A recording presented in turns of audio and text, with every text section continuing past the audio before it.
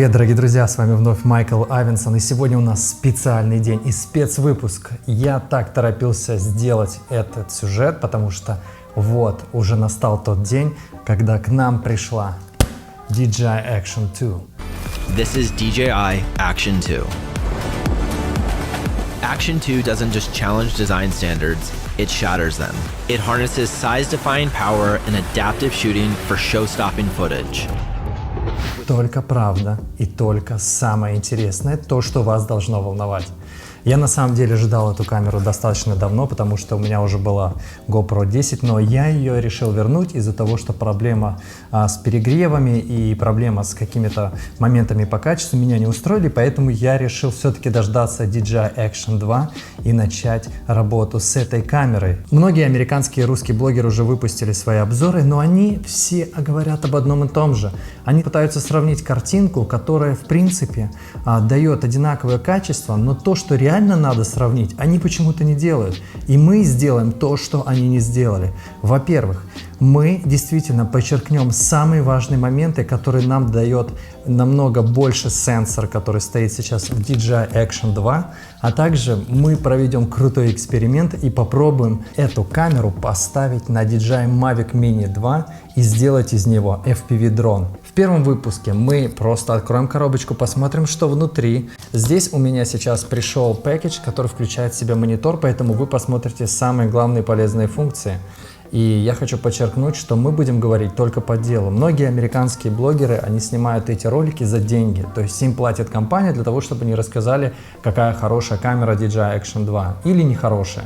И сравнивают ее постоянно с GoPro 10. Мы же сравним ее не только с GoPro 10, но и с телефоном Samsung Note 20 Ultra, который снимает достаточно хорошую картинку. Итак, друзья, ну что, откроем и начнем разбор DJI Action 2.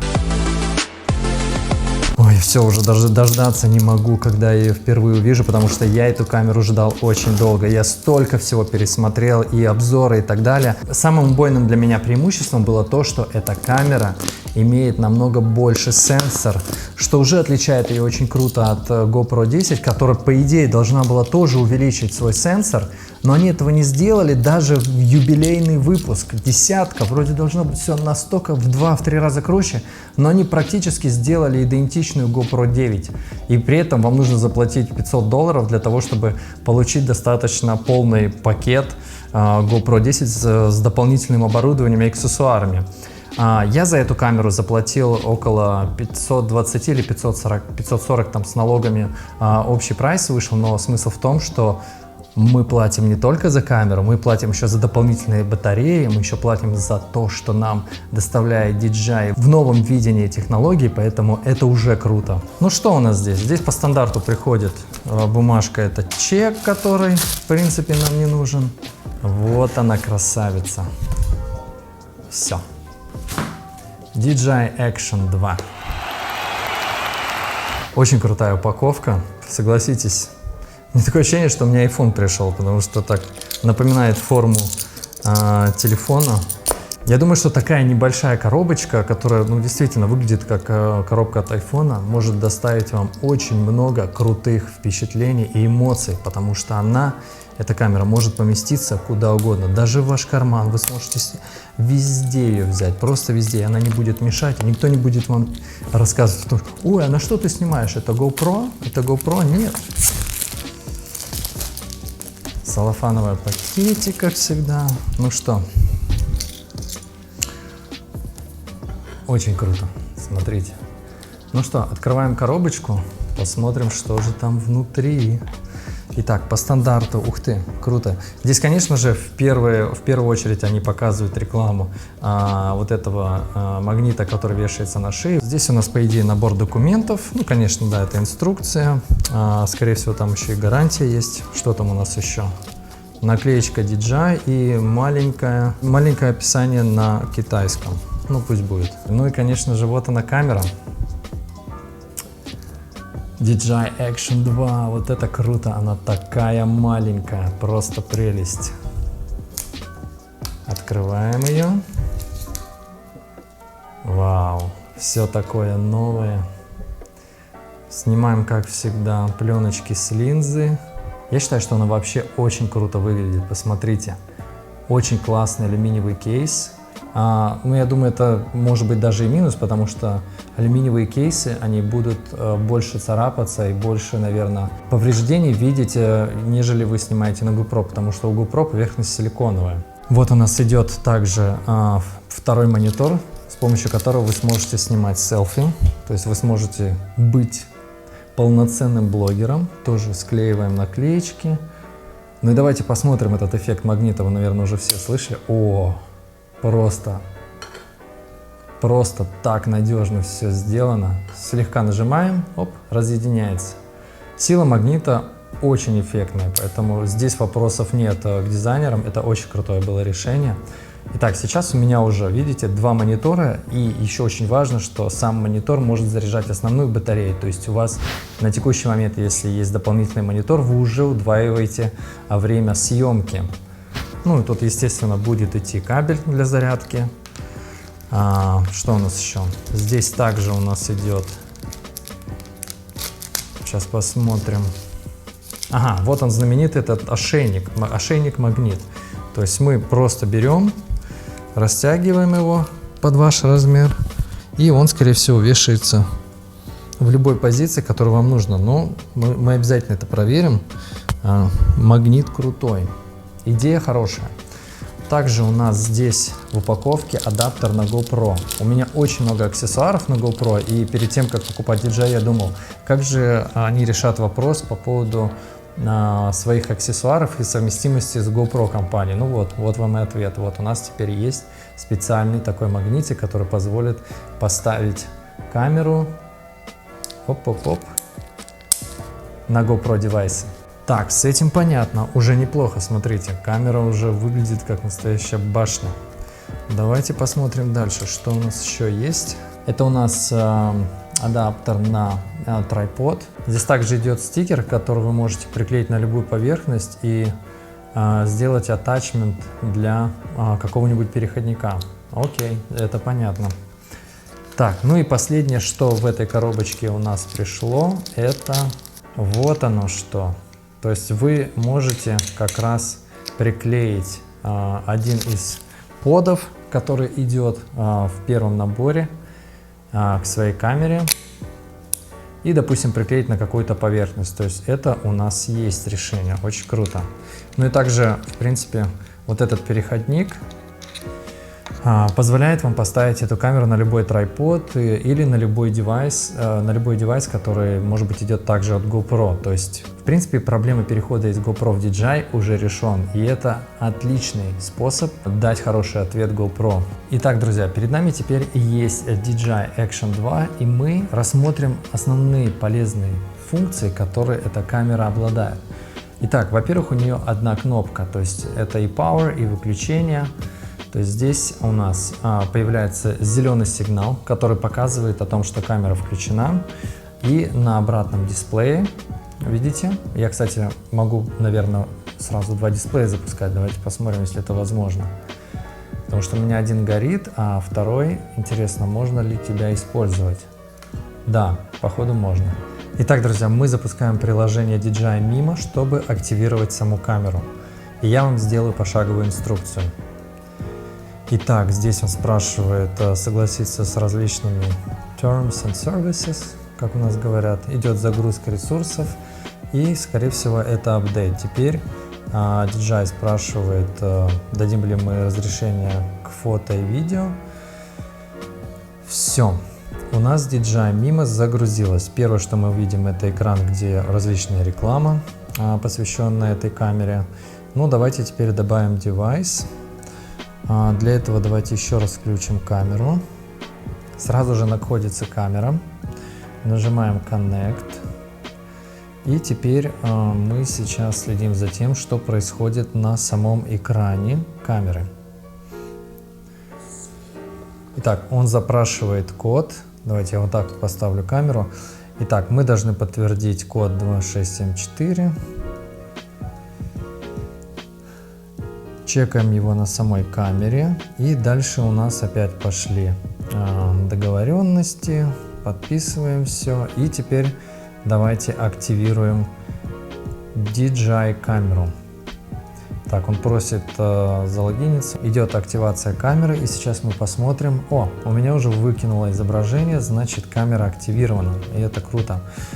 Следующим, что спрашивает само приложение, это хотите ли вы получить DJI Care. Дело в том, что в этой камере нету сменных линз. Если вы разобьете ту сторону, где находится сама линза, то камере нужно будет замена.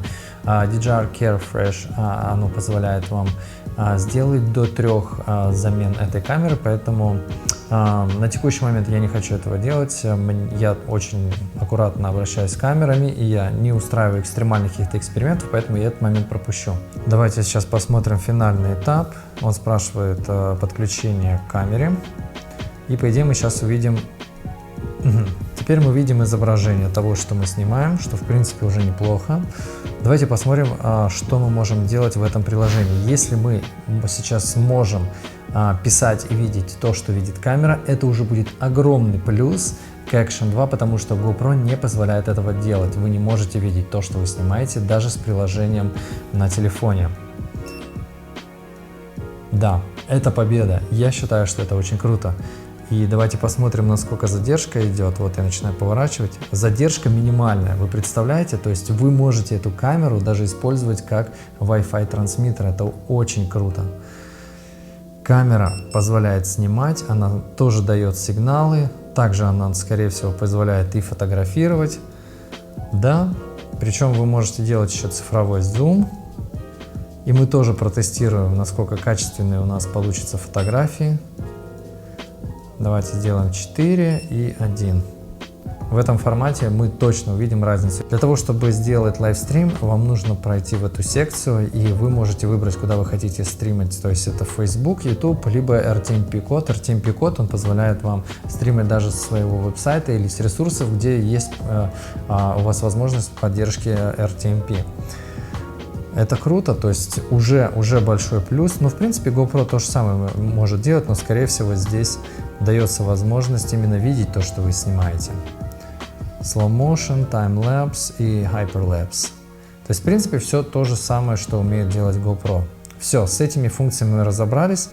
Итак, друзья, камера активирована, и в следующем выпуске мы с вами подробно пройдем по меню этой камеры, а также начнем большое масштабное сравнение с GoPro 10. Мы также его сравним с качеством DJI Mini 2 дрона, поставим камеру на этот дрон и посмотрим, как камера будет себя вести в режиме FPV.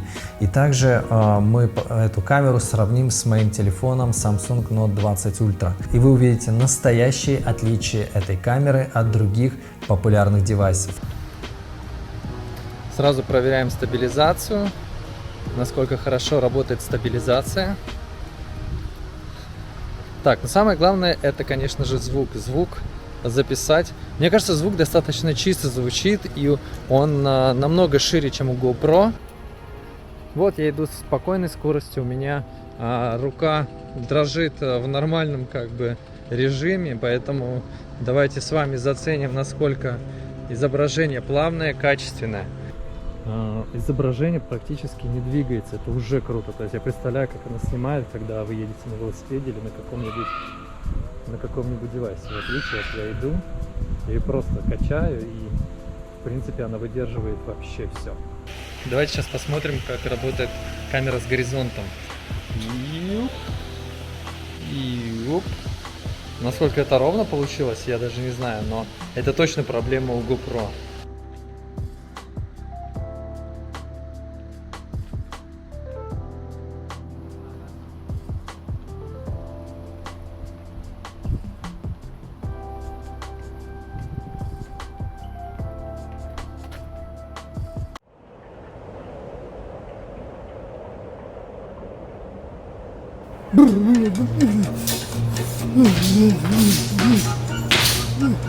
Привет, мальчик! А почему ты дрожишь? Что случилось? Дай огня! Холодно! Ты замерз! На улице очень холодно. Но у меня для тебя есть настоящий помощник.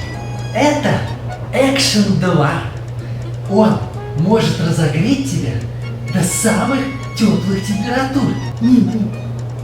Ух ты! А что это? 4К? 60 и 120. 60 – это температура, и 120 – это температура кипения. Все очень просто. О! Ура! Теперь у меня есть нагреватель DJI Action 2, и я больше никогда не замерзну. Новый нагреватель DJI Action 2 теперь с подогревом для чайников.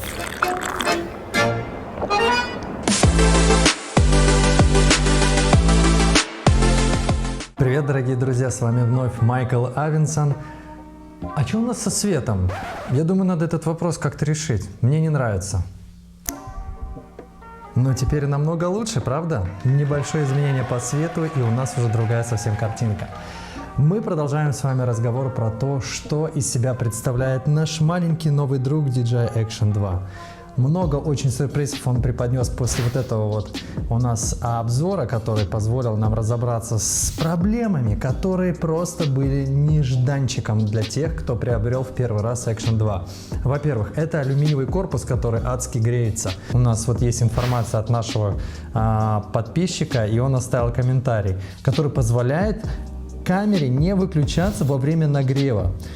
Сегодня мы с вами сделаем тесты, которые позволят вам увидеть максимальное количество минут, которые вы можете записать на эту камеру, и в каких условиях вы можете это записывать. Мы сделали нейтральный тест с обычной температурой, но при этом, если мы будем менять различные настройки, то она будет давать вам некоторые возможности записать больше таймлайна по видео, нежели использовать ее в каких-то агрессивных условиях, допустим, при жаре или в какой-то горячей воде или еще что-то.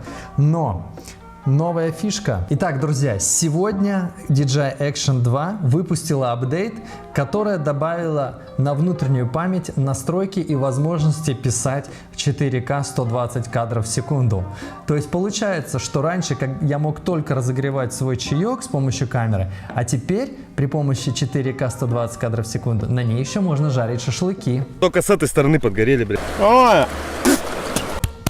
Добавлена запись 4К 120 и Full HD 240. Теперь это интеграция и во встроенной памяти. Теперь звук записывается и в замедленной съемке. Добавлена поддержка макролинзы.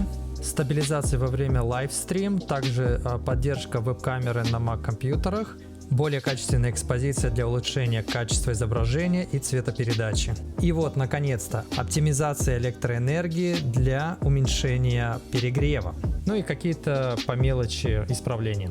Теперь DJI может записывать на внутреннюю память без SD-карты 4К 120 кадров в секунду и 240 кадров в секунду при размере Full HD.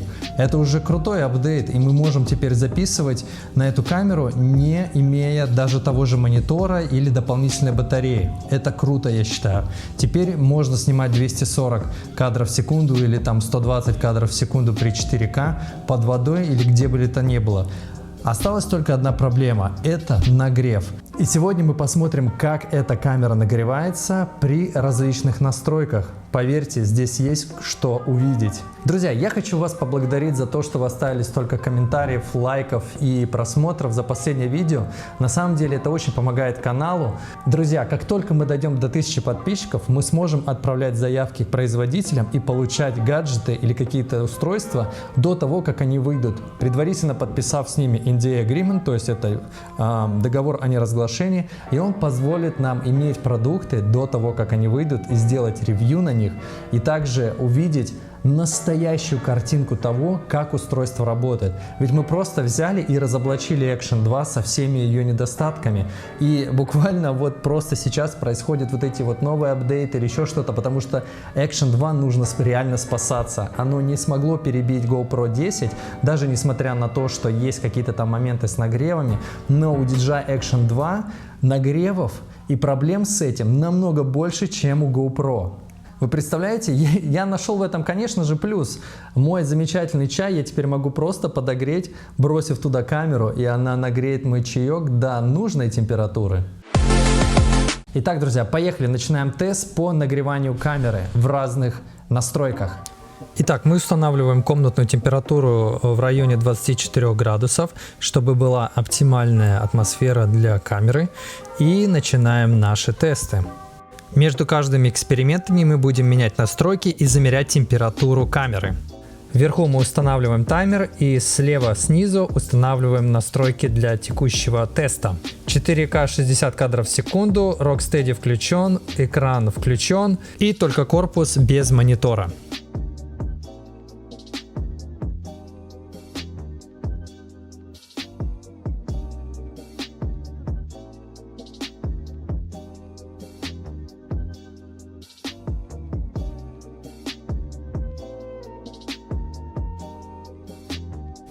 Первый перегрев 6:37. То есть с новым апдейтом камера смогла записать только 6,5 минут. Поехали дальше. Теперь мы выключаем Rocksteady стабилизацию и все остальное оставляем так, как есть. При этом мы имеем температуру 36 градусов на начальном этапе.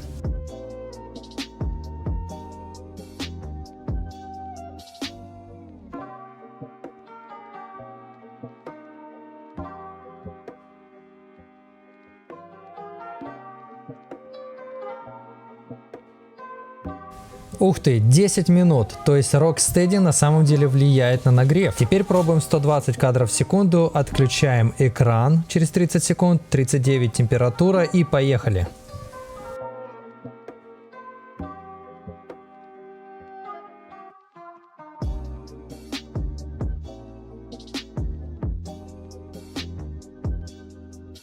На 4-й минуте камера автоматически отключилась. Давайте ее охладим в холодильнике и дадим возможность проявить себя в следующий раз. Теперь она имеет комнатную температуру и давайте вернемся к тестированию.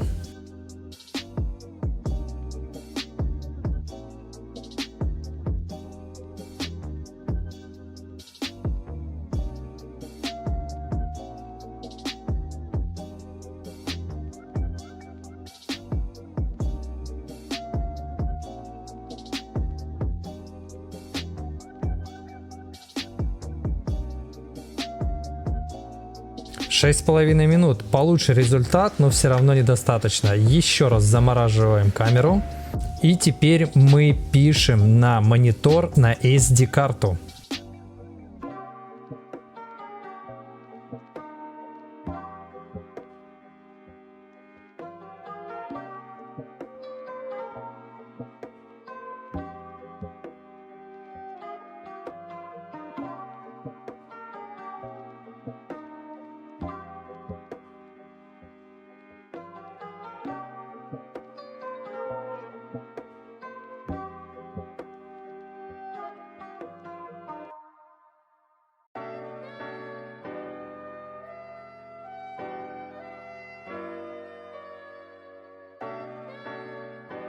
Вау, 20 минут. Результат действительно впечатляет.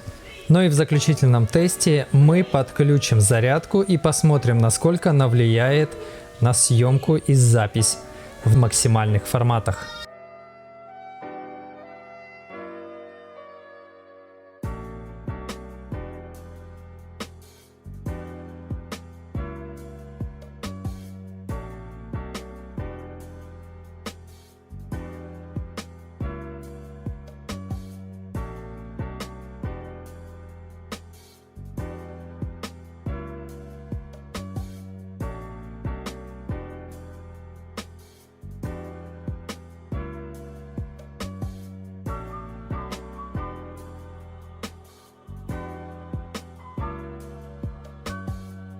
Ну и бонусом давайте проверим на 60 кадров в секунду, чтобы иметь полное понимание ее возможностей.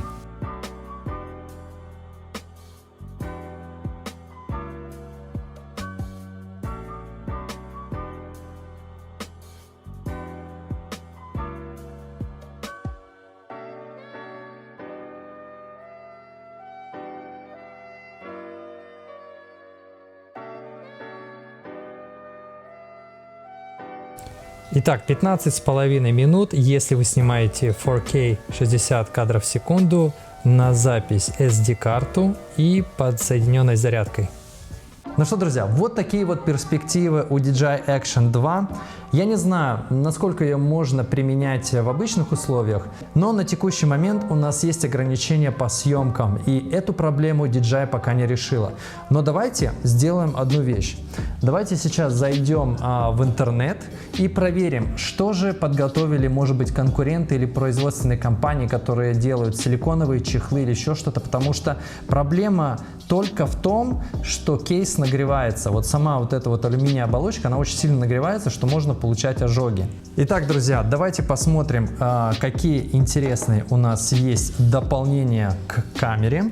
Итак, друзья, давайте сейчас зайдем и напишем DJI Action 2 Silicon Case. Это то, что нам нужно будет найти обязательно. Итак, смотрим. На текущий момент для Action 2 ничего нету, походу, да? Даже О, нашел. Нет, это Osmo. Где же решение по камере?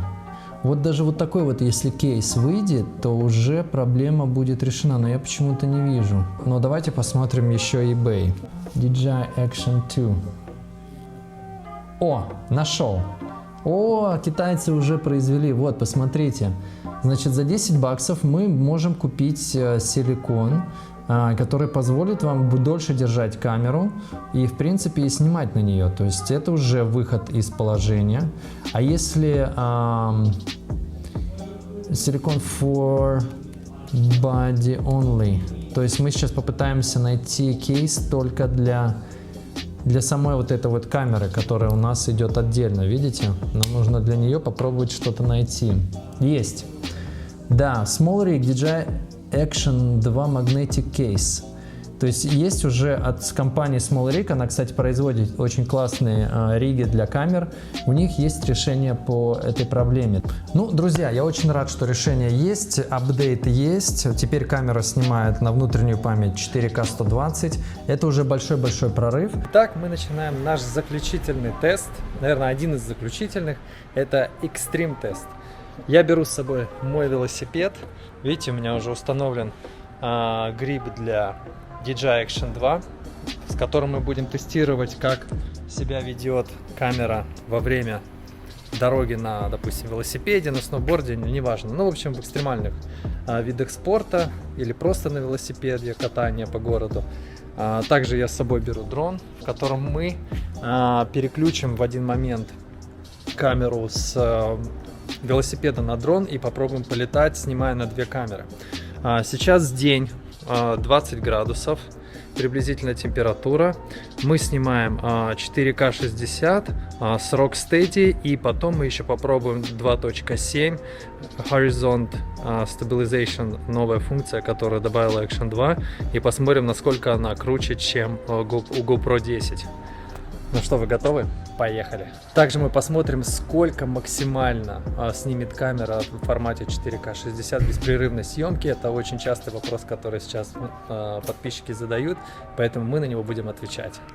Я специально выставляю экспозицию -1 или можно 0,3 или там 0,7, допустим, чтобы ваши солнечные пятна были все в деталях. Тени всегда можно выдавить, а вот солнечный свет, если образует белое пятно, то с ним уже ничего не сделаешь.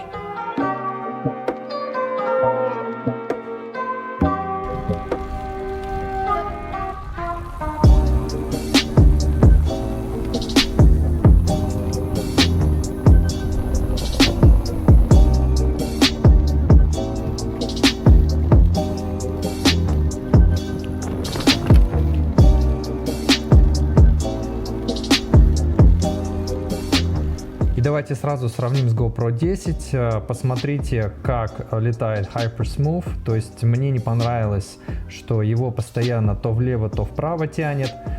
он как будто не может решить, в какую сторону вы едете, пытается как-то подстроиться. Но вот эти вот резкие движения, они создают неплавность дороги. Плюс к тому же посмотрите качество, насколько вот детализация и вот эта вот резкость, она такая искусственная, создает цифровую картинку. В принципе, вам судить, вы можете эту проблему увидеть и в других обзорах, у других блогеров о том, что HyperSmooth постоянно закидывает, когда камера идет в какую-либо сторону. Я считаю, что это такой достаточно серьезный минус, потому что многие снимают экстремальные видео, и для них важно, чтобы горизонт был четкий и при этом не терялось качество картинки.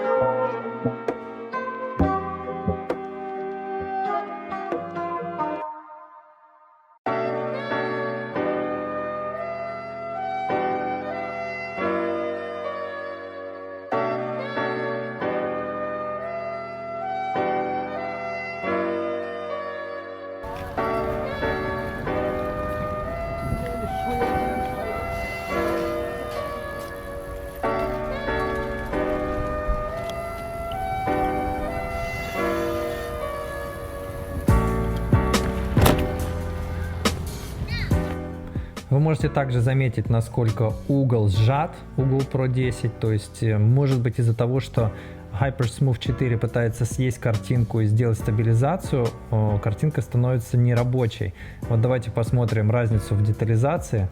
Увеличена на 200% картинка. И теперь посмотрим DJI Action 2. Вот увеличили в 2 раза и смотрим качество картинки. Давайте сравнивать, насколько и у кого качество картинки лучше и вообще ход камеры лучше. Потому что сейчас камера стоит на руле и много стабилизации должно происходить.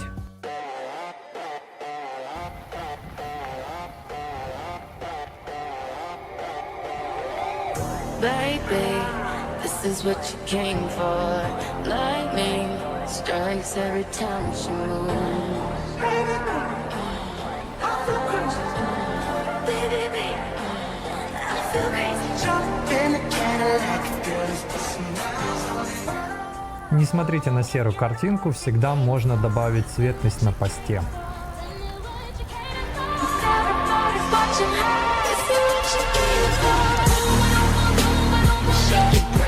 Так, друзья, мы сейчас протестировали обычный Rocksteady 4K 60. Камера практически не нагрелась в течение 3 минут. То есть я думаю, что ветер делает свою работу. Но давайте теперь попробуем новую функцию горизонтального уровня. То есть стабилизация будет происходить намного круче, практически на все 360 градусов. Мне очень интересно посмотреть, какие будут результаты.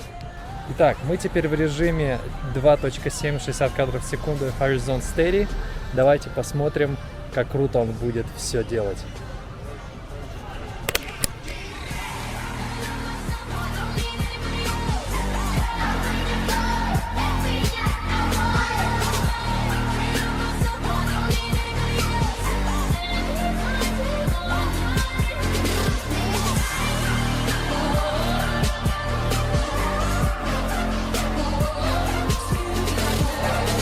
Raindrop, drop top, smoking, no cooking, the hot box.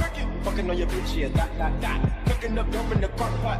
We came from nothing to something, nigga. I don't trust nobody with the trigger. Call up the gang and they come and get gang. Cry me a river, give you a tissue. Bad and loose, cooking up dope with a Uzi. My niggas is savage, ruthless. We got gutters and 100 rounds too. My niggas is bad and loose, cooking up dope with a Uzi. My niggas is savage, ruthless. We got gutters and 100 rounds too. So we'll decide the neighbors. In the place to feel the tears, the place to lose your fears, yeah, reckless behavior. A place that is so pure, so dirty, yeah.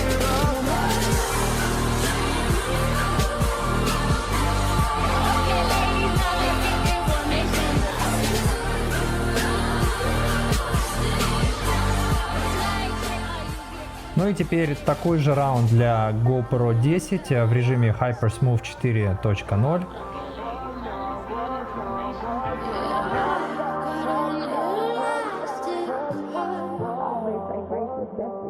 I won't lie to you. I know he's just not right for you. And you could tell me if I'm off, but I see it on your face when you say that he's the one that you want. And you're spending all your time in this wrong situation, and anytime you want it to stop, now I'm singing like, girl, you know I want your... Сразу же, я думаю, есть смысл сделать проверку с магнитом, который у меня установлен здесь.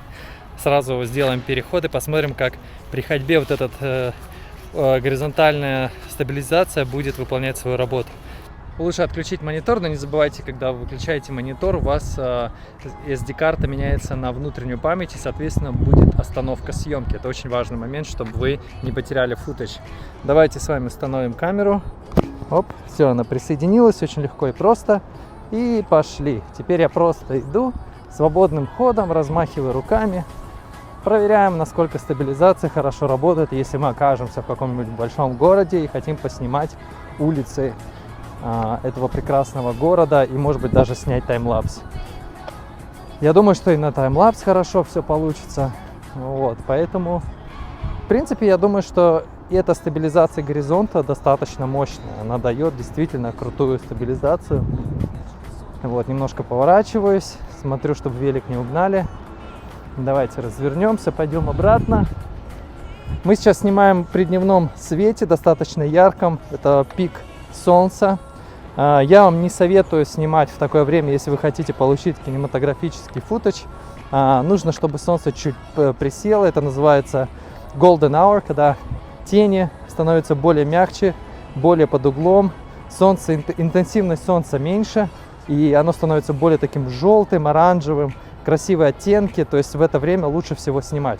Но мы, поскольку проводим экстремальный тест, мы делаем это все в самых экстремальных условиях, в которых чаще всего оказываетесь вы. То есть яркое солнце, экстремальная дорога, то есть все, в принципе, так, как есть. Ну что, ребята, пишите в комментариях, что вы думаете по этой стабилизации. Я сейчас резко переверну камеру на 180 градусов. Не знаю, насколько что поменялось. Давайте еще раз повернем на 360. Вот я ее поворачиваю еще 360. Посмотрим на монтаже, что там получилось у нас по этой съемке. Вот, давайте двигаться дальше. Камера чуть-чуть нагрелась. Может быть, где-то 37 градусов сейчас. Но наш сейчас тест будет, сколько максимум она может снять. 4К 60 кадров в секунду. Поехали! Но перед тем, как мы это сделаем, я думаю, еще стоит поставить камеру еще раз на шейный адаптер и попробовать проехаться на велосипеде, посмотреть, какой будет футаж.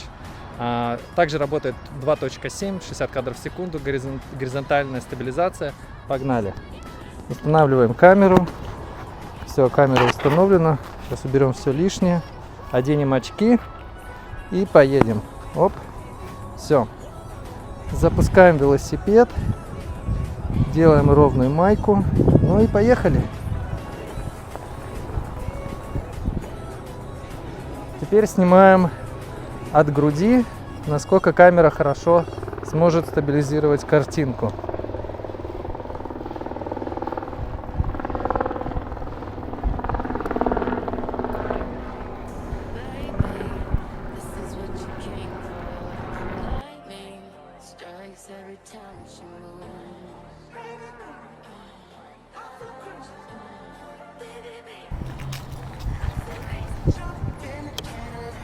Опа! Вот такой вот тест у нас получился. Теперь мы возвращаемся обратно на максимальную съемку 4К 60. Посмотрим, насколько далеко мы сможем уехать. Температура воздуха 20 градусов. Обычная солнечная погода. Чуть-чуть дадим остыть камере перед тем, как мы запустимся. Сейчас приблизительно 38 градусов камера. Ну, буквально 5 минут отдохнем и поедем. Друзья, я напоминаю, что мы снимаем 4К 60 кадров в секунду, включен Rocksteady. Экспозиция опущена до -1, чтобы у нас сохранялись хайлайты, потому что это больная тема для DJI. Вот. С тенями в этом формате лучше работать. Устанавливаем камеру на наш девайс, грипп. Проверяем картинку, поскольку у нас есть монитор. Все вроде хорошо.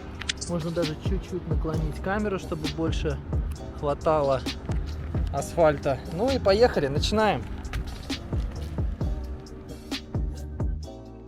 Также важно отметить, что когда вы ведете долгую съемку, файлы разбиваются на 4 минуты 25 секунд приблизительно, чтобы если какой-то будет сбой или, допустим, батарея села или еще что-то, не дай бог, случилось с SD-картой, то у вас сохранится как минимум большая часть футажа. Поэтому я считаю, что это тоже плюс.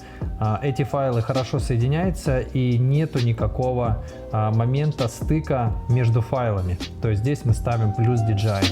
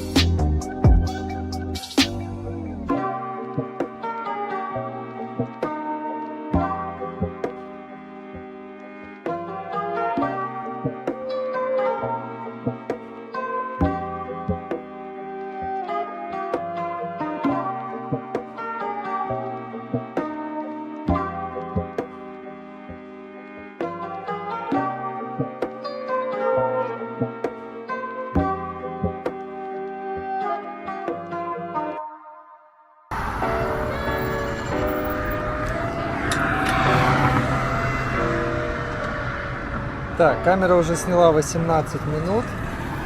Температура камеры где-то 40 градусов. То есть, в принципе, камера выдерживает температуру нагрева. Поэтому сейчас пока никаких нету моментов.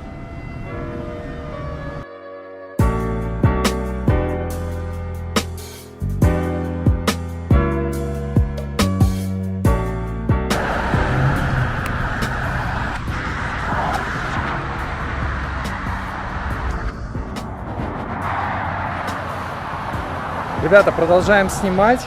Я хочу прикрепить камеру теперь к шейному адаптеру и посмотреть, насколько он будет стабилизировать и насколько будет лучше качество видео, если мы будем снимать с этого адаптера. Давайте посмотрим. Так, вроде держит надежно. Поехали. Поскольку мы снимаем в обычном Rocksteady режиме, то картинку DJI не перевернул, я это все сделал на посте.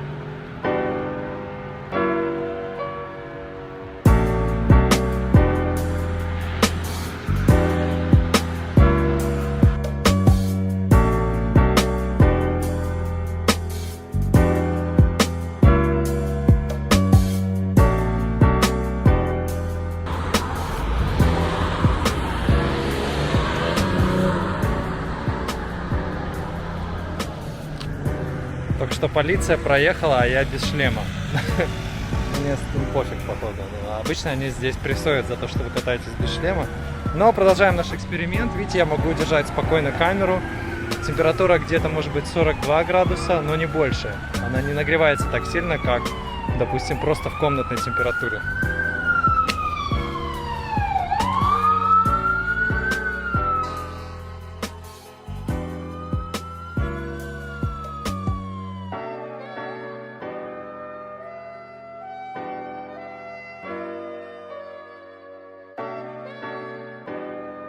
Так, ребят, я ставлю обратно на грипп, на руль велосипеда, потому что сейчас начинается такая экстремальная дорога.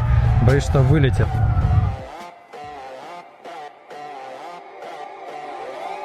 Baby, this is what you came for. Lightning strikes every time she moves. Baby, I feel crazy. Jump in the Cadillac, girl, is this if you know what you came for, this is what you came for. Tell me what you came for. Everybody's watching her. This is what you came for. Shake it, break it, make it bounce. I go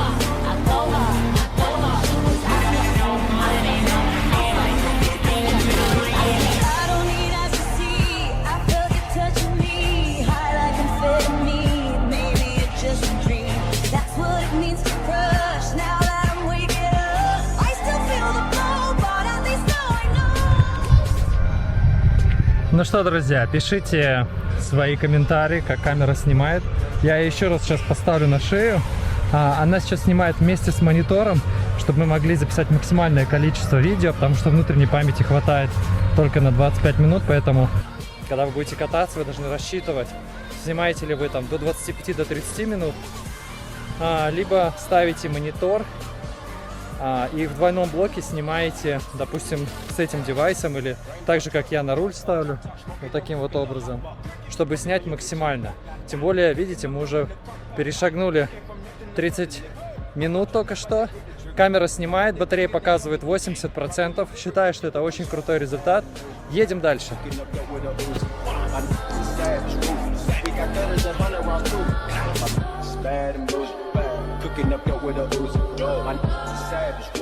Можно даже во время снимать камеру и снимать селфи. В этом вся прелесть магнитов. Мне не нужно останавливаться, я просто закрепляю там, где мне надо, и продолжаю ехать. Считаю, что это прекрасно.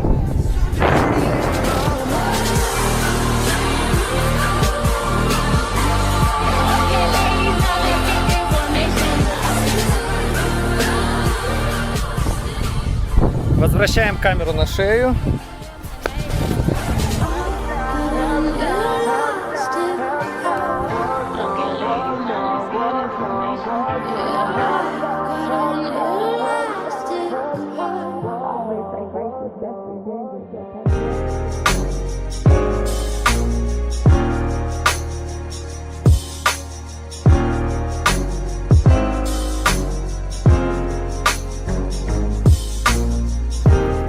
Меняем положение в очередной раз, проверяем.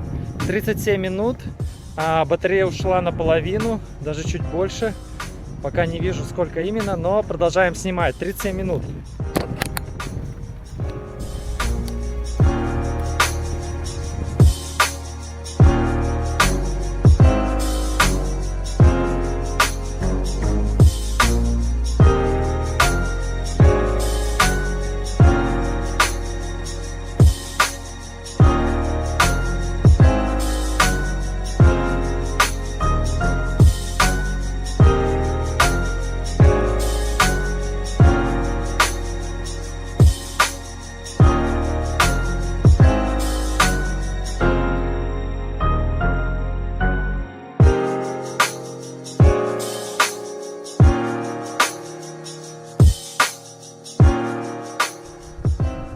Итак, друзья, мы делаем первый стоп. Хотелось бы сразу сказать, что только что DJI выиграла у GoPro конкретно. По следующим пунктам, значит, полная съемка 42 минуты. На этом месте в прошлый раз GoPro у меня сдохла. Мне пришлось менять батарею.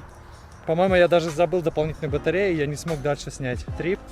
На текущий момент DJI показывает где-то 20%, даже может быть 18%. Я, к сожалению, сейчас не вижу цифры. Но идет 43 минута. Видите, я ее свободно держу в руках, она меня не жжет. Температура где-то 40 градусов самого бади. То есть ветер дает очень сильное охлаждение камере. И она реально рассчитана на то, чтобы вы могли ездить, снимать. И при этом она не будет нагреваться до кипения. И у вас есть возможность доснять свой трип, как я сейчас могу его доснять. Вот, в принципе, вообще никаких нареканий. Я думаю, что мы доснимем вообще на полную флешку. То есть здесь полная победа DJI. На монтаже мы потом посмотрим стабилизацию, как она прошла. Я, к сожалению, не хочу сейчас менять на 2.7 горизонтальный опять. Я хочу доснять 4К 60. Полет ровный, все хорошо. Пьем водичку, едем дальше. Сейчас прикрепим как раз на шею, чтобы вы могли видеть весь процесс. Очень удобно. Еще одна победа DJI Action 2, что есть магниты, и мы можем спокойно прикрепить сюда, держать в руке, прикрепить на велосипед. То есть, я не знаю, здесь плюс 2 очка отдаем DJI. Видите, я свободно ее держу. Температурный перегрев, в принципе, алюминия не дает такого критического момента по перегреванию. Едем дальше.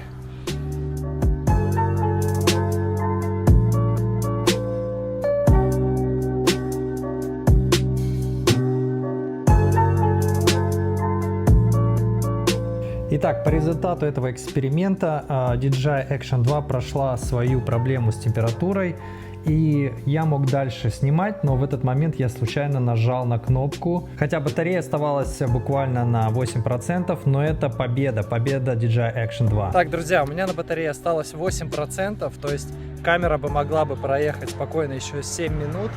То есть мы ставим камере почти час. Я думаю, можно смело ставить час работы без перерывной съемки. Карта памяти у меня еще минут на 10, поэтому мы продолжаем снимать. И я еще хочу просто подключить ее к Powerbank и дать вам возможность увидеть, что мы не останавливаемся, мы снимаем дальше. Никакого перегрева я не увидел, только лишь момент с батареей. То есть в целом камера выдержала испытание на overheating. Так, подключаем, смотрим. Ну что, поехали дальше. В принципе, все отлично, мы протестировали. Но давайте, наверное, еще дополнительным тестом сделаем 2.7 горизонтальный опыт по стабилизации. Я думаю, что он будет здесь очень уместен. Будем его везде пробовать, устанавливать камеру в разных местах. Но я уже очень сильно доволен, то, что камера смогла преодолеть перегрев, проблему, и уже это большой-большой плюс для DJI. Ставим на руль, поехали!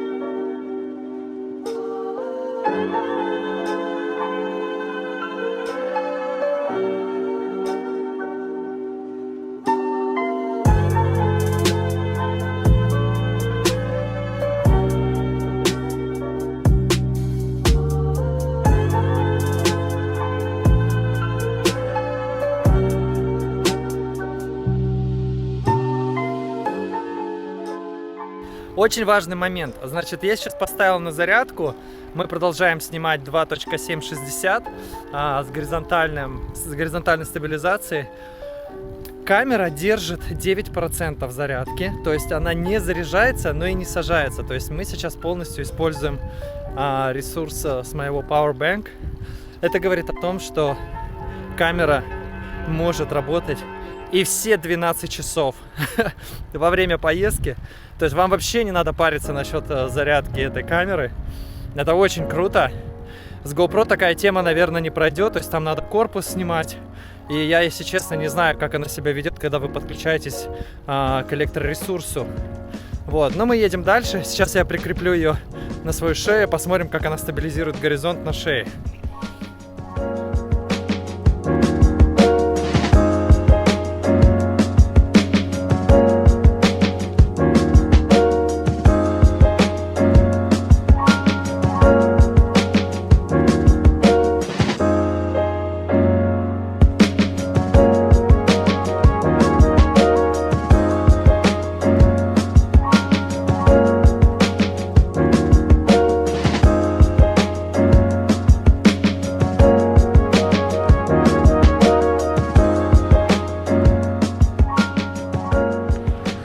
Сейчас будет крутой спуск, и мы поставим камеру еще раз на руль.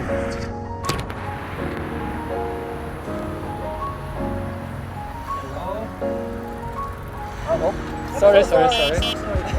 Sorry. Чуть не уничтожили китайцев.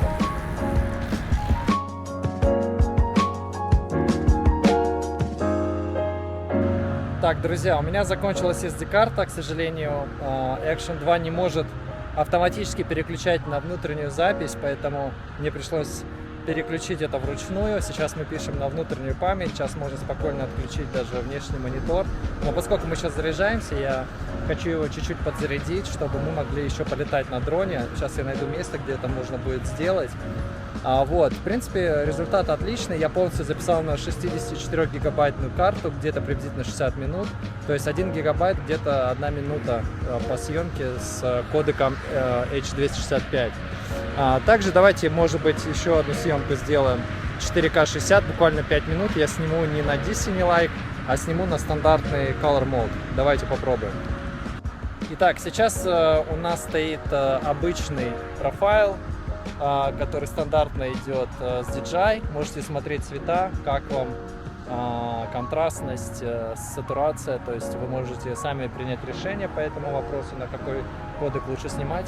А мы поедем дальше. Сейчас попробуем поснимать с этим кодеком. И изображение будет 4К 60 кадров в секунду. Ставим камеру и на руль, и на шею, и с рук снимаем. Смотрим, какой результат мы получаем.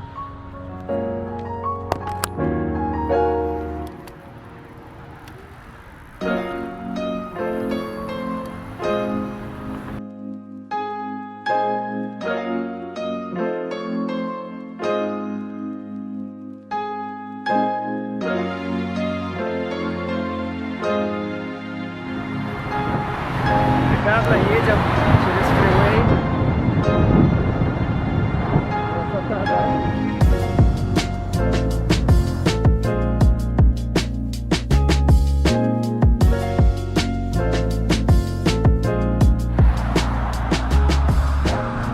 Ну что, снимаем дальше? Еще, я думаю, пару минут поснимаем. Сейчас снимаем с руки.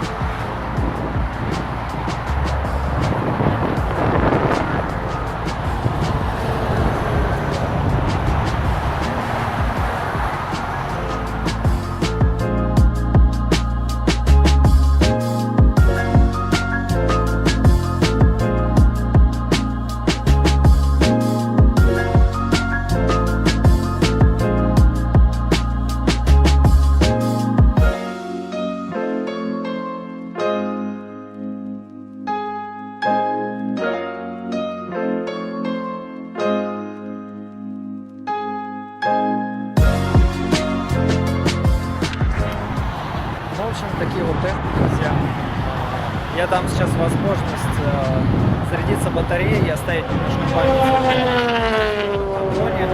Поэтому пишите свои комментарии, что вы думаете про этот тест. Я думаю, что он прошел успешно, отлично, хорошие результаты. И сейчас у нас финальная стадия будет этот дрон. Пока мы едем, хочу сделать один минутный тест. Я вытащил магнит из-под майки, посмотрю, будет ли его колбасить при обычном Rocksteady стабилизации, потому что это немножко надежнее, чем просто из-под майки, потому что магнит теряет силу. Давайте посмотрим.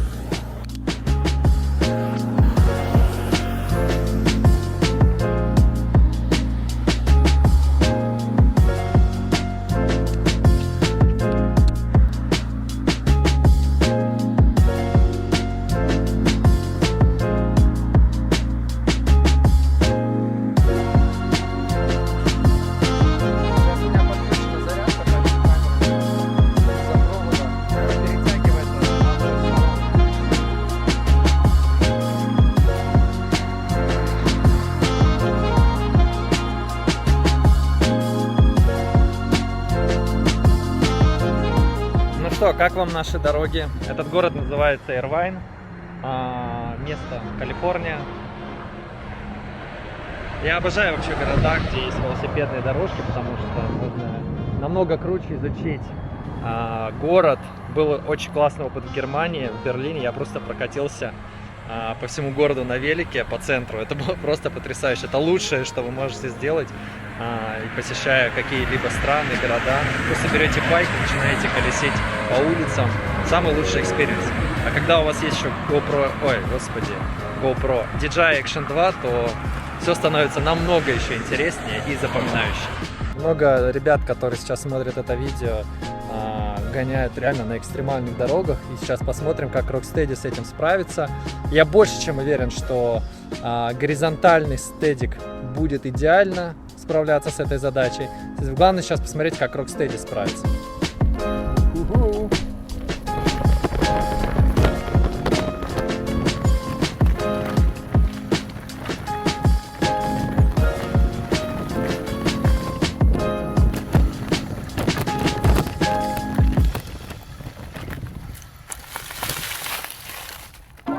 Небольшой был тест, не судите строго.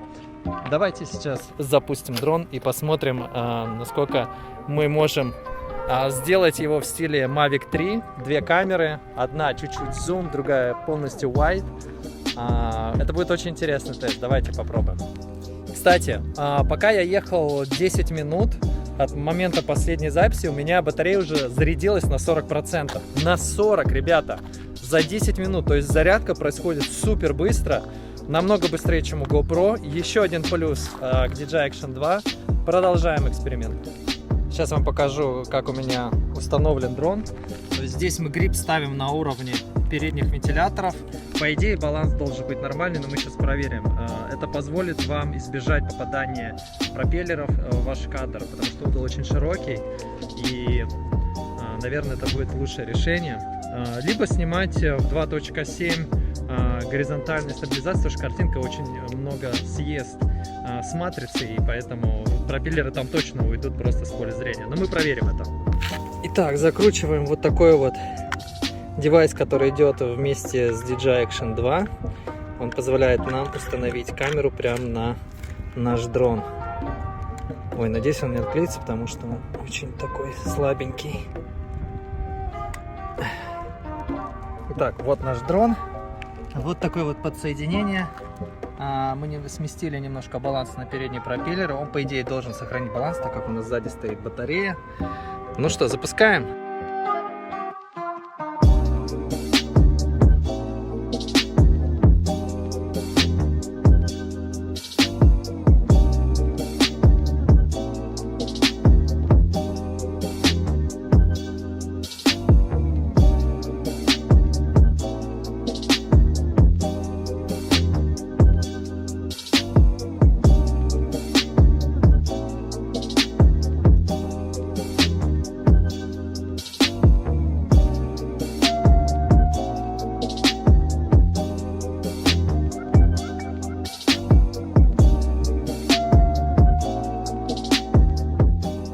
Ну вот, по сути, имея две камеры на одном дроне, которые независимо друг от друга могут снимать в разных направлениях, мы получили что-то круче, чем DJI Mavic 3.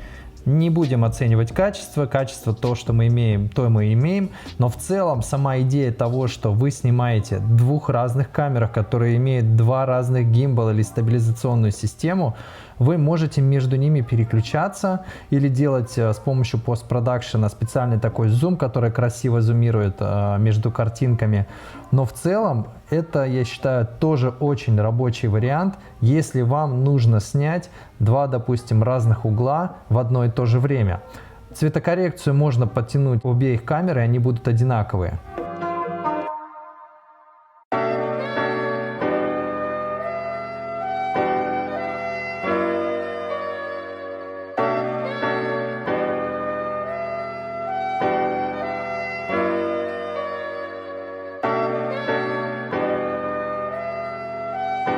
Итак, друзья, сейчас снимаем 2.7 горизонтальная стабилизация.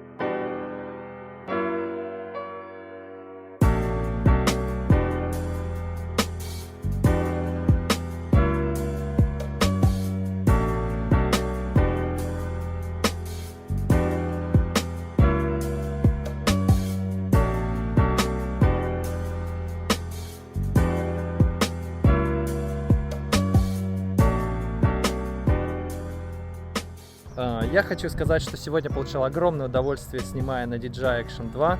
Столько возможностей, столько на самом деле решено вопросов по экстремальному спорту, по, допустим, полетам на дроне. Кстати, вы можете на дроне теперь снимать с двух камер. Одна снимает там снизу, а вторая прямой угол. То есть здесь открывается больше возможностей, когда у вас есть эта камера. Я для себя нашел только позитивные моменты в сегодняшнем дне. И я считаю, что, наверное, я оставлю DJI Action 2 у себя. И это окончательное решение, потому что камера все равно снимает хорошо. С вами был я, Майкл Лавинсон. Спасибо, что вы смотрели это видео. Я старался для вас сделать максимально информативный выпуск. Друзья, начинает вечереть. Сейчас где-то... Сколько уже? 6 часов вечера. Я сейчас нахожусь на обычной съемке 4К 30 кадров без стабилизации. Просто посмотреть, насколько картинка будет у нас рабочая. Вот, она немножко колбасит, но ничего страшного. Сейчас пройдем, посмотрим, какие еще мы тесты можем сделать. Например, давайте сделаем low-light тест на ISO, насколько вечером появляются шумы. Сейчас у нас стоит 800 ISO. Я хочу поднять до 1600, 3200 и 6400. И мы сравним картинку, конечно же, с GoPro, насколько ISO на GoPro дает шумы по матрице. Вот, давайте посмотрим и сделаем этот тест. А также сейчас попробую прикрепить к этой штуке, к магниту на шее, и посмотрим, насколько он в режиме Rocksteady сможет мягкую картинку дать, даже когда наступает недостаточное освещение. Вот это будет интересный тест. Начинаем. Итак, друзья, камера сейчас установлена на моей шее. Вот так вот это все выглядит с монитором. И посмотрим, насколько далеко мы сможем уйти, и насколько будет стабильная картинка, если мы просто будем гулять где-то на улице.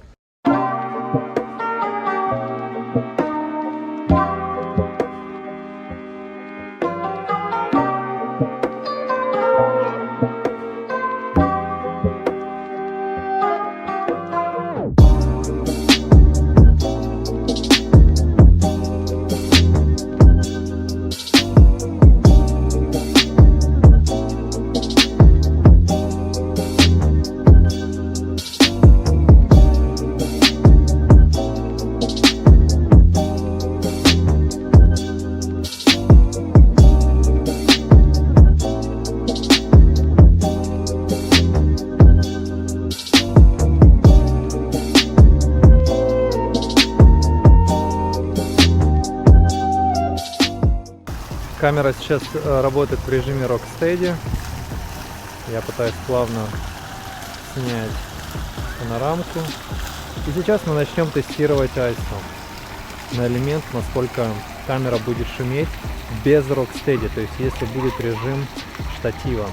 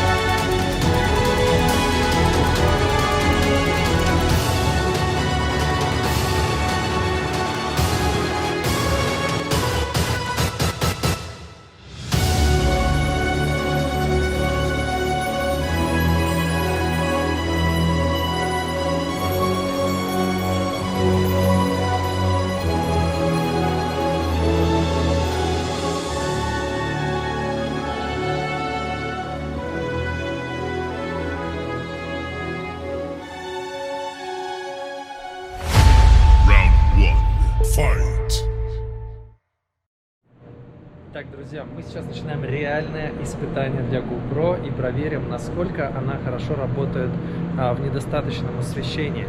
И, кстати, эти как раз эксперименты позволяют вам увидеть настоящее лицо камеры. То есть, если сенсор плохо работает в плохо освещенных местах, значит, эта камера остается такой же недостаточной, чтобы быть экшн-камерой. Потому что вы можете попадать в разные условия, но насколько камера себя ведет в плохих освещениях, это действительно показатель того, хорошая камера это или нет. Поэтому давайте устроим такой стресс-тест. Итак, друзья, те же условия для DJI Action 2. Мы находимся в плохо освещенном месте. Давайте посмотрим, как камера работает в режиме Rocksteady. Искажается ли картинка или нет. Но сразу видно, что угол достаточно широкий. Это все из-за того, что матрица немного больше, чем у GoPro 10. Ну что, какое у вас мнение? Пишите в комментариях, давайте разбирать эту камеру по полной программе. Так, я сделал изменения. Я оставил стабилизацию и сделал разрешение Full HD, чтобы протестировать, насколько картинка матрицы, когда мы снимаем не во full frame, а, допустим, в HD, может улучшить ситуацию, но при этом имеете стабилизацию, чтобы хоть как-то картинка была мягкая. Давайте посмотрим результат.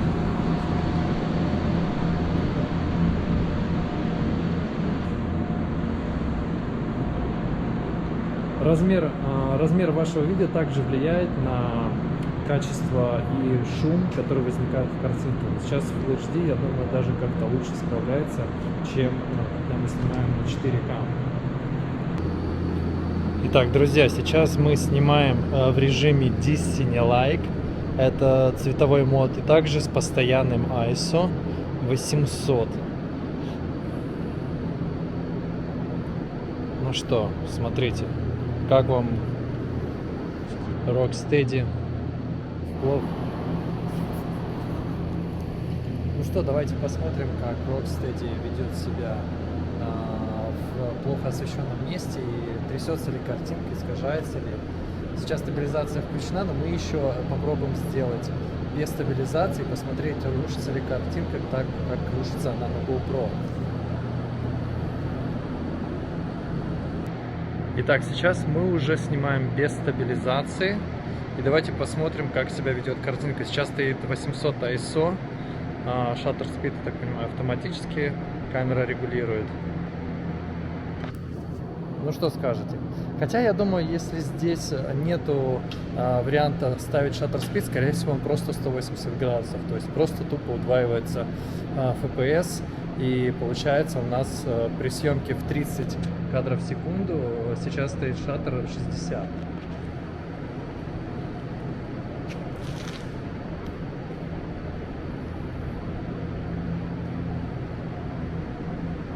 Вы даже можете увидеть, вот сейчас линейная линза с горизонтальным выпрямителем достаточно сильно шумит. Но давайте сейчас попробуем ручные настройки, может быть ситуация станет лучше.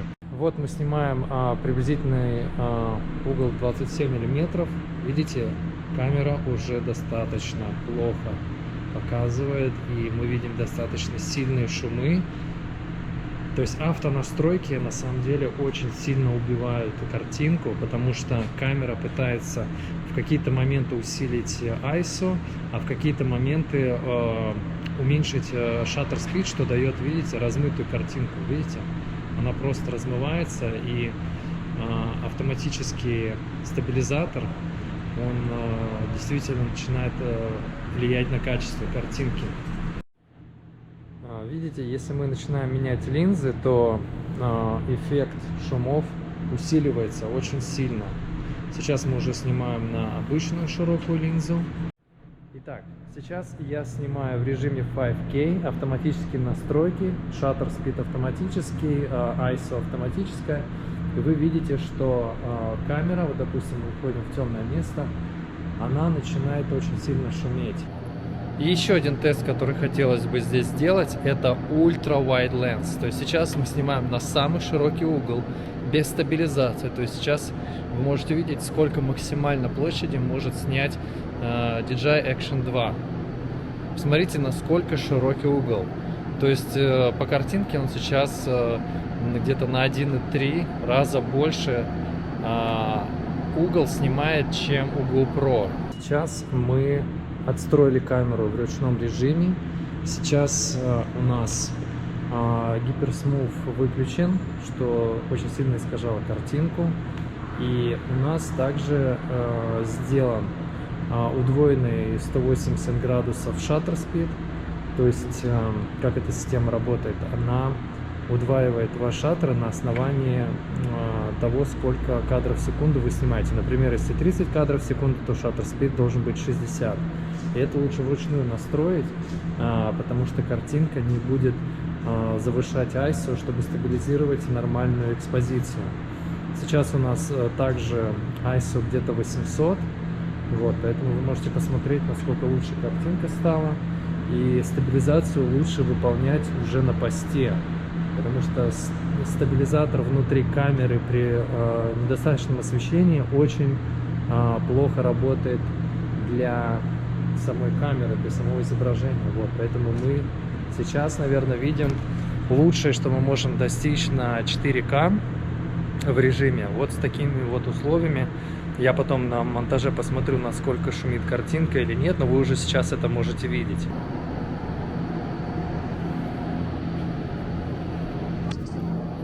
Друзья, делитесь впечатлением, как вам вообще съемка с таким вот углом. Видите, я вообще просто могу захватить почти 180 градусов. Я считаю, что это очень крутой угол, и самое главное, что у нас есть возможность регулировать его. Потому что у GoPro картинка намного уже, и из-за того, что у них меньше сенсор, и в принципе только поэтому. Но меня больше всего интересует, насколько будет четкая картинка в плохо освещенном месте. Насколько сыпется она и насколько искажаются детали. Если они не искажаются, то я считаю, что DJI выполнила просто феноменальную работу, чтобы сделать такую качественную камеру.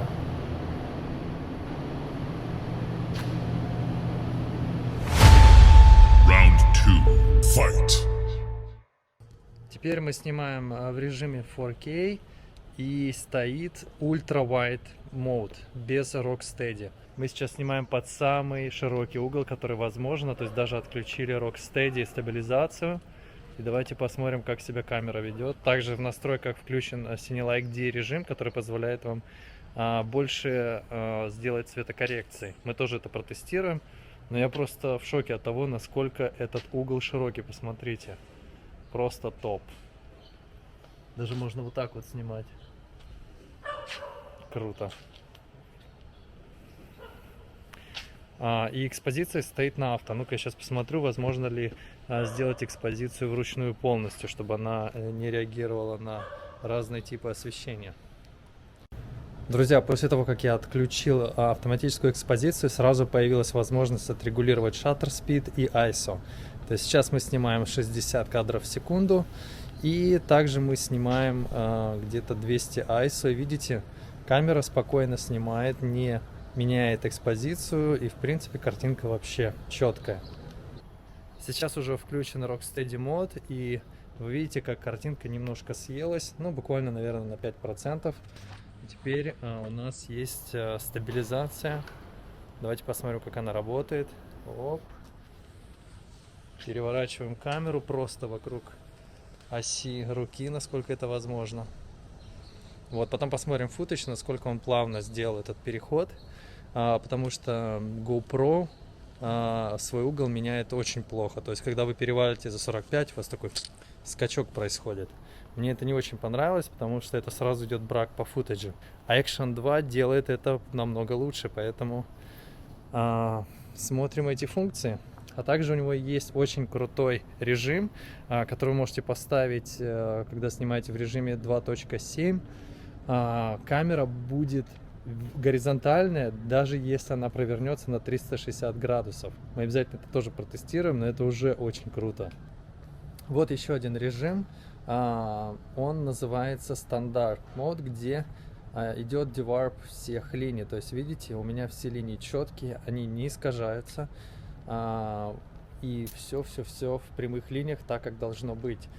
Картинка съелась, наверное, процентов на 20, но еще важно посмотреть, насколько съелось качество. Поэтому мы сейчас на монтаже это все оценим, а также проверим, насколько динамический диапазон шире, чем у GoPro. Если он действительно шире, мы можем работать с хайлайтами. Специально сейчас снимем немножко переэкспозированную картинку и посмотрим, насколько мы сможем вытянуть пересветы, и проверим динамический диапазон. Сейчас я пересветил картинку практически на 2 стопа. Давайте посмотрим. Если сейчас камера на посте сможет вытянуть эти все пересветы, то значит в камере очень крутой динамический диапазон, и мы сможем его даже вычислить. Еще давайте проверим пару опций. Это как камера себя ведет, когда я буду бежать. Вот, допустим, сейчас я просто иду, держу камеру ровно, а теперь побежали. Бежим, проверяем, как она себя ведет.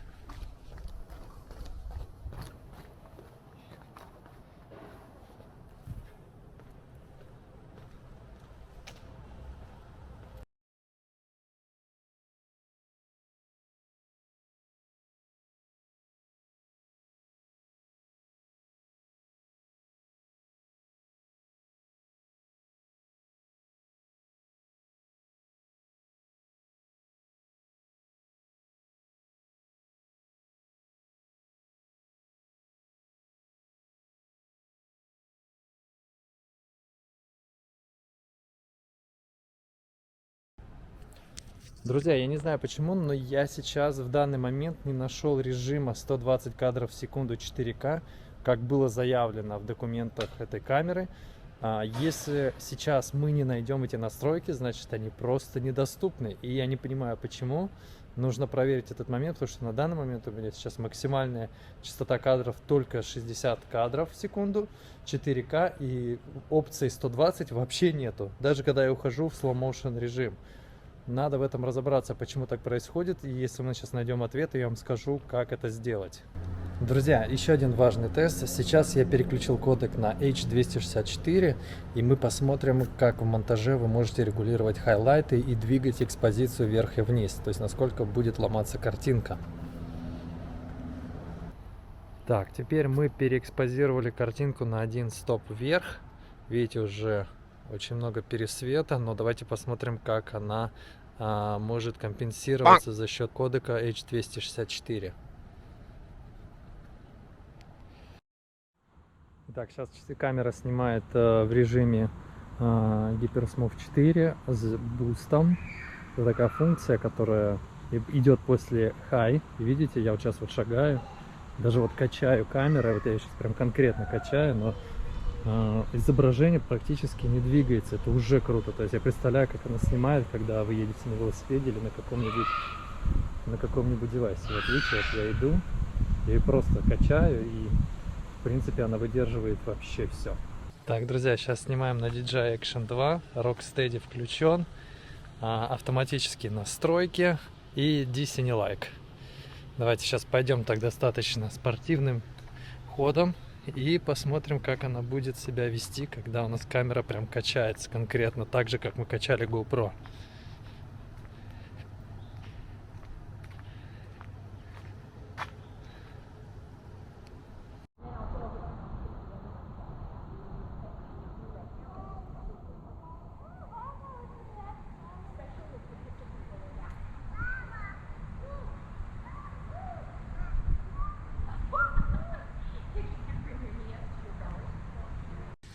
Теперь мы снимаем в режиме ультра-вайд.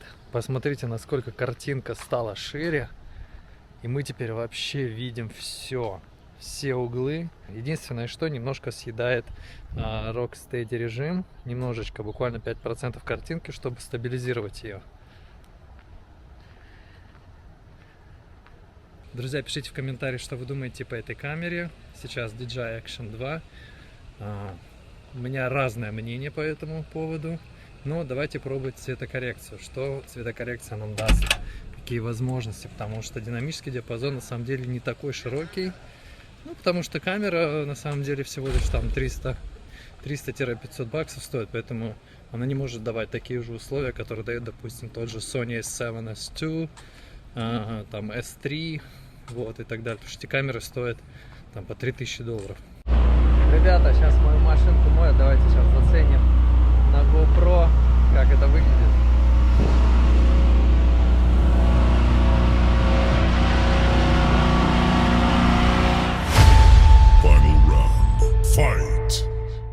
Основные моменты, которые нам стоит заметить за этой камерой, это фишай эффект.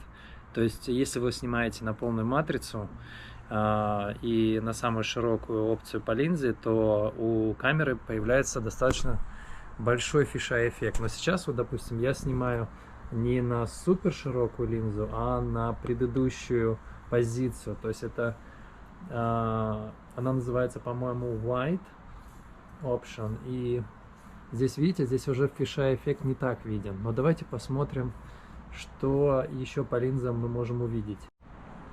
Вот этот режим называется Linear. То есть это линейный угол, где все горизонтальные линии выпрямлены, и вы можете спокойно снимать широкий угол, и все линии, как видите, они выпрямлены. Это уже очень хороший эффект. Давайте смотреть следующие линзы. Сейчас мы снимаем на Ultra Wide режиме. Видите, уже все начинает искажаться, но линза сама снимает на всю матрицу, на весь размер. Соответственно, в постпродакшене вы можете выпрямить эти линии, но захват и угол, который вы можете получить от камеры GoPro, будет максимальный. То есть перед тем, как вы будете устанавливать Max Lens, которая будет доступна с обновлением уже в ноябре этого года от компании GoPro. Так, мы снимаем в самом широком режиме DJI Action. Посмотрите, сколько угол снимает изображение. Достаточно много. А также здесь включен Rocksteady. Но мы давайте отключим Rocksteady, вы посмотрите, сколько картинка съедает во время стабилизации. Сейчас отключен режим Rocksteady. И теперь посмотрите, какой обхват. Реально можно снять большущий угол. Вот еще, что-то у меня зайчик какой-то, видите, вылетает. Это что, всегда так? Это из-за чего? Это, наверное, из-за того, что... Ну-ка посмотрим, может, это монитор? Где же зайчик-то? Короче, зайчик вылетает, видите?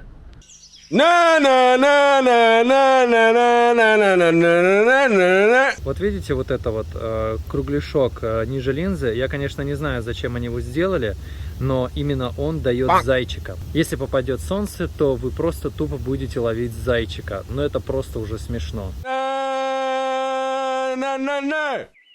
Понял?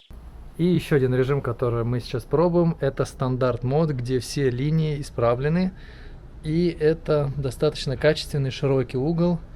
По отношению к Ultra Wide он съедает где-то 20% изображения. Вот так же возьмем на вытянутую руку. Вот так вот получается расстояние между вами и камерой.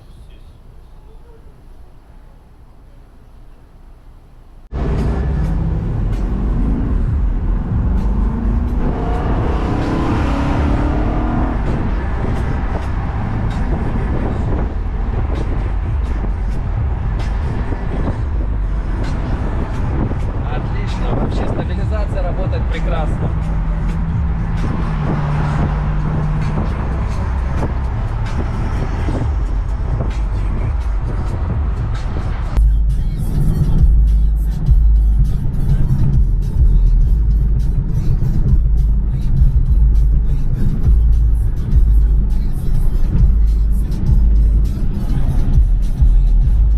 Так, еще один дополнительный тест мы делаем. Я хочу проверить, как работает стабилизация, когда я бегаю при хорошем освещении днем и также используя режимы стандарт линза и Super Wide View. Скорее всего, здесь будет большая разница. Давайте проверим.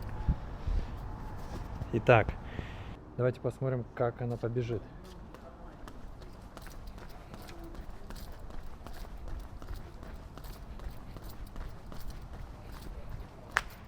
Ага. Так, и теперь пробуем Super Wide. Так, ребят, все то же самое, но теперь мы снимаем на супер широкую линзу. Давайте посмотрим. И побежали. Панк!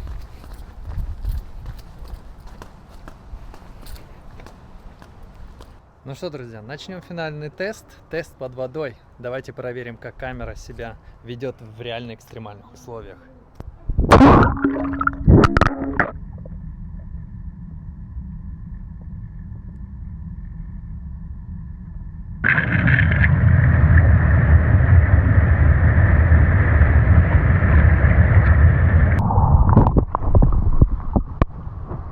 Камера работает. Я вижу капли на линзе. Соответственно, DJI не решила вопрос по поводу поверхности линзы, так как GoPro решила. И это уже плюс GoPro идет.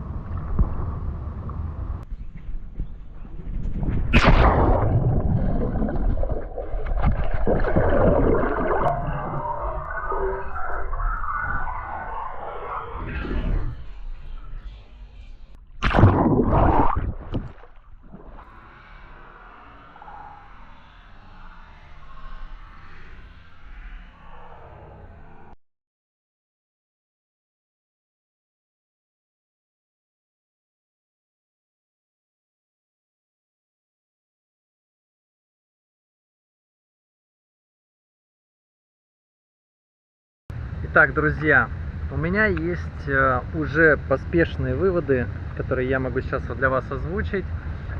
Мне пришлось протирать линзы для того, чтобы снять заключительное слово, потому что на линзе было много воды, я не знал, как от нее избавиться. Ничего не работает, кроме как полотенце. Вот. Это, конечно, минус. Уже GoPro в этом плане выиграла. Второй момент, который, я считаю, вам нужно знать. Я так понимаю, что 4К 120 кадров в секунду эта камера снимает только когда у вас есть SD-карта. Но SD-карту вы можете поставить, если у вас есть монитор или дополнительный Powerbank, который они также предоставляют, ну как бы дополнительная батарея. И получается, что внутренняя память, на которой мы писали эти сюжеты, она не дает вам возможность писать slow motion. Только если вы снимаете в формате 2.7, вы можете это делать, но в формате 4К это не работает. Также не работает 240 кадров в секунду на Full HD, если вы снимаете на внутреннюю память. Об этом никто не говорил из этих вонючих блогеров, которые не сообщают важную самую информацию и неудобства, которые вы можете испытать во время использования этой камеры. Поэтому эти моменты, они очень важны. Дальше, что я хочу подчеркнуть. Я думаю, что динамический диапазон у GoPro лучше. Может быть, он и электронный, но если вы посмотрите по картинке, то тени GoPro дает более яркие. Это, соответственно, увеличивает возможность сделать хорошую цветокоррекцию. У DJI, во-первых, неподъемный динамический диапазон, то есть хайлайты вы не можете опускать ниже, чем на полстопа, это уже плохо. Соответственно, и тени, если вы сняли достаточно темные тени, то вы с ними уже ничего не сделаете. И если на лице будут тени, лицо будет выглядеть ужасно. В целом, у меня появилась идея вернуть Action 2. Здесь очень много моментов, и все-таки те девайсы, которые они придумали, коннектить друг к другу, там монитор отдельно, батарея отдельно, создают очень много проблем, потому что с монитором идет и зарядка, с монитором идет и SD-карта, и монитор этот не водонепроницаемый. То есть вы можете снимать под водой только когда вы имеете сам блок, но ничего больше, то есть ни дополнительной батареи, ни сам монитор. Соответственно, отсюда вывод, что режим 4К 120 кадров в секунду вы не можете снимать под водой или на воде. Также вы не можете снимать 240 под водой, потому что эта камера не может снимать с SD-картой. Друзья, нежданчик, поэтому для вас проведен был очень честный обзор. Я думаю, смысла продолжать делать ревью на эту камеру нет, и скорее всего я ее верну. Подписывайтесь на мой канал, ставьте лайки. Я думаю, что я для вас дам максимально полезную информацию. Я за это не получаю деньги, мне не надо брать спонсорство и так далее. Я люблю правду, я люблю быть честным, я люблю говорить то, как все есть. Поэтому, друзья, это ваш выбор. Если вы не снимаете под водой и у вас не будет никаких водных процедур, смело берите Action 2, у нее хороший угол, намного шире, чем у GoPro за счет ее нового сенсора. Вот. Ну а в целом, как бы, кроме этого, я, к сожалению, плюсов не нашел. Еще один плюс, конечно, то, что она вечером хорошо снимает. Здесь есть тоже позитивный момент, но не такой жизнерадостный, как это могло бы перевернуть вообще всю индустрию экшн-камер. Также есть лаги из-за этого Rocksteady. То есть, скорее всего, если вы хотите снимать в вечернее время, то есть лучше покупать отдельный гимбал и тогда снимать вечерние сцены, потому что ни Rocksteady, ни HyperSmooth 4 в GoPro так идеально не работает. Ну и последний момент – это нагрев. Вот я сейчас держу камеру, она снимает уже 3 минуты, я уже чувствую, что мои пальцы чувствуют огонь. Ну, то есть она реально сейчас нагрелась, ну, где-то градусов 40, может быть, уже есть. Вот. Мы сейчас ее можем поставить и посмотреть, насколько ее хватит просто в обычном режиме. Ну, давайте проверим, почему бы и нет.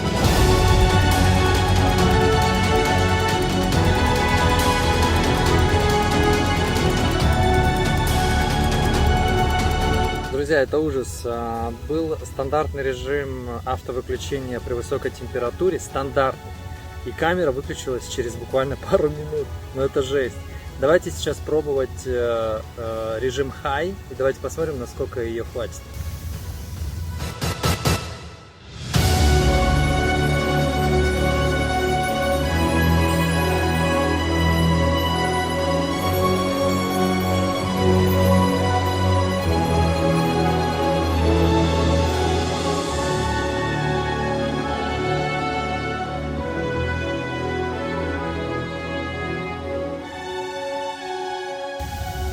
Друзья, ну вот и все. Поснимали мы 5 минут в максимальных разрешениях, и камера нам говорит о том, что до свидания, DJI Action, ты едешь обратно домой на фабрику, потому что снимать 5 минут и быть overheated — это просто...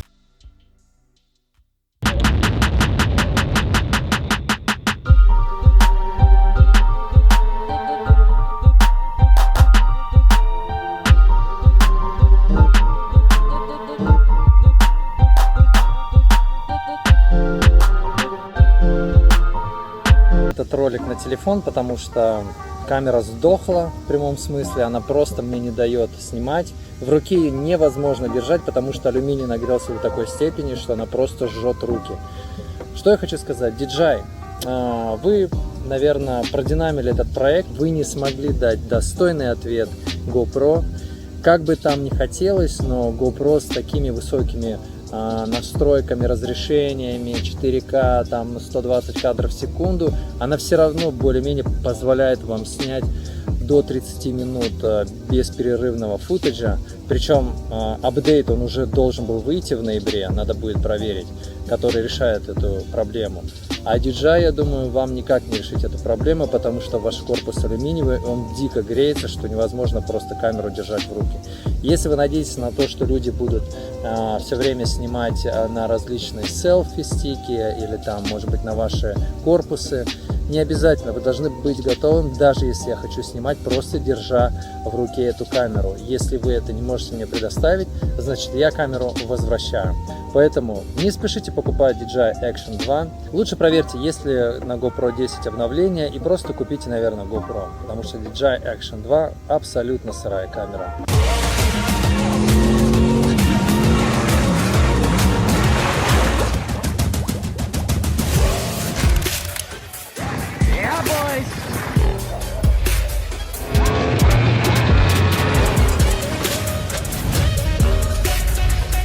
They're fighting!